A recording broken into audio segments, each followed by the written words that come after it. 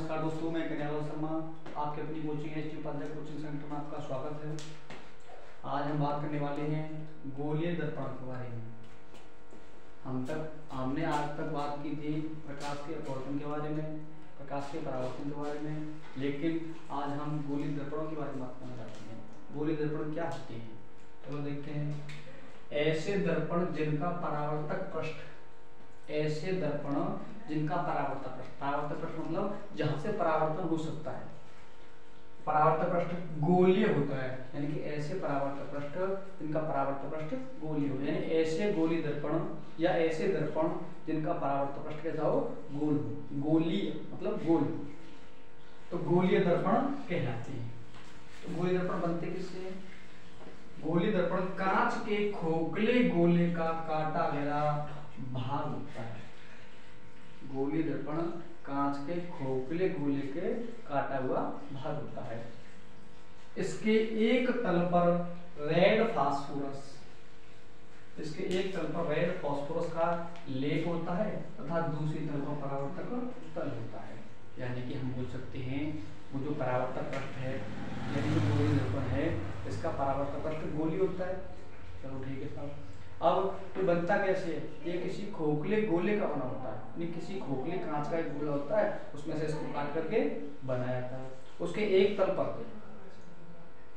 पर तो red phosphorus की कलाई कर देते हैं। जैसे हमारे घर में समतल दर्पण होता है, चेहरा देखने वाला दर्पण होता है, समतल दर्पण होता है, तो उसके पीछे की तरफ एक कलाई की होती है, वो होती है रेड फास्फोरस की। इसी प्रकार से इनमें भी पीछे से कलाई कर देते हैं और कलाई कर देते हैं उसको, और उसके सामने वाला कैसा पृष्ठ होता है? परावर्तक पृष्ठ होता है, यानी जिससे यहाँ से परावर्तन हो सकता है।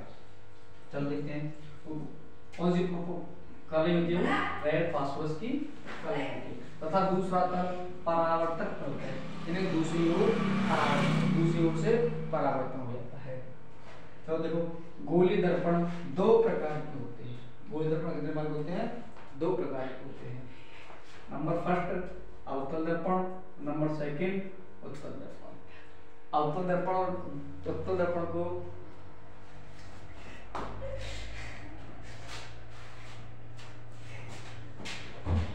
अवतल दर्पण और उत्तल दर्पण को हम जान सकते हैं कैसे? अपनी भाषा में जानते हैं। अवतल दर्पण बीच से पतला तथा किनारों से मोटा होता है। अवतल दर्पण बीच से पतला तथा किनारों से मोटा होता है। लेकिन उसको बुक के हिसाब से बुक क्या कहती है, थ्योरी के हिसाब से क्या कहती है? अवतल दर्पण वह गोलीय दर्पण जिसका परावर्तक तल दबा हुआ, यानी जहां से परावर्तन होने वाला है वो अंदर की ओर धंसा हुआ हो। जैसे यहाँ पर दिखाई दे रहा है, यानी यहाँ से परावर्तन नहीं हुआ, यहाँ से कोई प्रकाशित किरण आएगी तो यहाँ से परावर्तन होगा, इस वाले तल से परावर्तन होगा, अंदर की ओर धंसा हुआ है। लेकिन दूसरा तल क्या हो? कलई किया हुआ है, यानी दूसरी साइड में कलई होनी चाहिए, यानी रेड फास्फोरस की उसमें कलई होगी उसमें। वह गोलीय दर्पण जिसका परावर्तक तल दबा हुआ होता है तथा कलई वाला भाग उभरा हुआ होता है। इन पीछे की ओर कलई के लिए वो कैसा है? उभरा हुआ है। देखो दिखाई दे रहा है। चलो ठीक। अब उत्तल दर्पण को जान सकते हैं हम। उत्तल दर्पण बीच से मोटा तथा किनारों से पतला होता है। उत्तल दर्पण बीच से मोटा तथा किनारों से पतला होता है। लेकिन बुक के हिसाब से जान सकते हो वह गोलीय दर्पण जिसका परावर्तक तल जहां से परावर्तन होने वाला है उभरा हुआ होता है, यानी कि उभरा हुआ है। देखो यहाँ से परावर्तन होने वाला, यहाँ से कोई प्रकाश की किरण आएगी, ऐसे करके जाएगी परावर्तन के बाद में, तो ये वाला परावर्तक तल कहलाएगा कैसा है? उभरा हुआ है। परावर्तक तल उभरा हुआ होता है तथा कलई वाला भाग दबा हुआ होता है। जो पीछे वाला भाग है, कलई लगी होती है उस पर, वो कैसा है? दबा हुआ होता है। यानी कि हम बोल सकते हैं, अपनी भाषा में याद करने के लिए बोल सकते हैं, अवतल दर्पण बीच से पतला होता, किनारों से मोटा होता है, और उत्तल दर्पण बीच से मोटा तथा किनारों से पतला होता है। चलो यहाँ पर दर्पण बना दीजिए। ये है अवतल दर्पण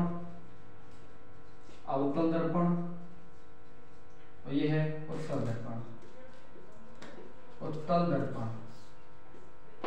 अब देखो जो हमने अवतल दर्पण बनाया है ऐसे करके बना दिया, अंदर की ओर दबा हुआ है, बीच से दबा हुआ है, लेकिन पीछे की तरफ उभरा हुआ है। जो उभरा हुआ पृष्ठ है उस पर कलई की गई है, अंदर की ओर दबा हुआ है। जो परावर्तक पृष्ठ है वो दबा हुआ है और कलई वाला तल उभरा हुआ है।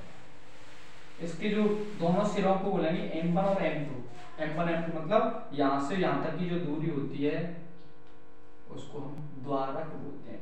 यहाँ से यहाँ तक जो डैश डैश करके दिखाई दे रहा है आपको, वो क्या होता है, इसको द्वारक बोलते हैं। और इसके केंद्र को, यानी कि परावर्तक पृष्ठ का जो केंद्र है, परावर्तक पृष्ठ यही तो है, इसका केंद्र ये वाला होता है, उसका केंद्र ये हुआ, उसको हम P से प्लस करते हैं, इसको बोलते हैं ध्रुव, दर्पण का ध्रुव। और ये सीधी एक सीधी रेखा होती है, उसको काल्पनिक रेखा होती है, इसको मुख्य अक्ष बोलते हैं। इसके बारे में हम कल बात करेंगे कि इसका मतलब बहुत प्रवास है, इसके बारे में हम अगली वीडियो में बात करेंगे। ऐसे ही यहाँ पे उत्तल दर्पण में, उत्तल दर्पण बीच से मोटा दिखाई दे रहा है और किनारों से पतला दिखाई दे रहा है, दबा हुआ दिखाई दे रहा है। और हम बोल सकते हैं जो परावर्तक पृष्ठ होता है वो उभरा हुआ है और कलई वाला भाग दबा हुआ है, कलई वाला भाग दबा हुआ है। और ये कलई कौन सी कलई है, किस पदार्थ की कलई होती है, रेड फास्फोरस की। ये रेड फास्फोरस की कलई कटी हुई है, जैसे उभरा हुआ, परावर्तक पृष्ठ उभरा हुआ और कलई वाला तल दबा हुआ, क्या कहलाता है, परावर्तक पृष्ठ दबा हुआ, कलई वाला तल उभरा हुआ, क्या कहलाता है, अवतल दर्पण कहलाता है।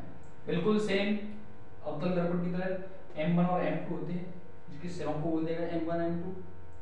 M1 और M2 को मिलाने वाली काल्पनिक रेखा है उसको बोलते हैं हमने द्वारक, यहाँ पे लिख रहे हैं इसको द्वारक। और ये हो गया मुख्य अक्ष, यानी कि P से C है, C को बोलते हैं वक्रता केंद्र। P दर्पण का ध्रुव, दर्पण ध्रुव क्या होता है, जो परावर्तक पृष्ठ होता है, परावर्तक पृष्ठ का केंद्र, दर्पण का ध्रुव, इसको P से चलो इनके गोली दर्पण के संबंध जो परिभाषा है उसके बारे में वीडियो बात करेंगे। आशा करता हूँ आपको वीडियो अच्छी लगी होगी। अगर आपको वीडियो अच्छी लगे तो चैनल को सब्सक्राइब करें, लाइक करें, कमेंट करें और अपने दोस्तों में शेयर